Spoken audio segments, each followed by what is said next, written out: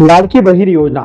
एकीकडे लाडक्या बहीण योजनेचा मोठा उल्लेख केला जातोय आणि महिला सरकारवर खूप खुश आहे, तर दुसरीकडे लाडक्या बहीण योजनेला काळीमा फासणारी अशी घटना घडली ती म्हणजे जळगाव जिल्ह्यात। जळगाव जिल्हा हादरला असून लाडक्या बहिणीकडे सरळ शेळी संबंधाची मागणी केली आहे।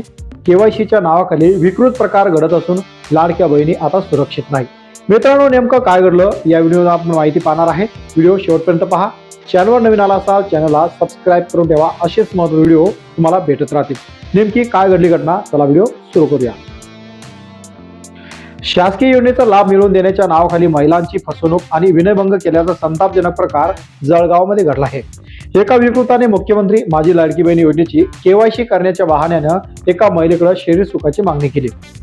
या प्रकरणी संशयित आरोपी गोकुळ चव्हाण यांच्यावर जळगाव शहर पोलीस ठाण्यात गुन्हा दाखल करण्यात आला।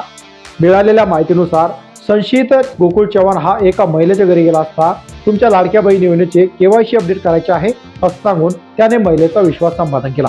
त्यानंतर कागदपत्र घेण्याच्या बहाण्याने त्याने सदर महिलेकडे शरीर सुखाची मागणी केली। या प्रकरणामुळे महिला प्रचंड हादरली।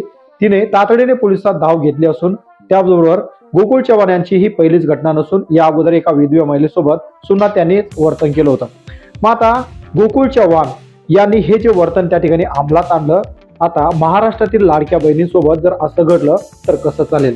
आता या महिलेकडे प्रेम संबंधाची मागणी या फिर्यादीने केली होती, तर या असहाय्यतेचा फायदा घेणारी या विकृत प्रकरणामुळे जळगावात संतापाची वाट उसळली आहे।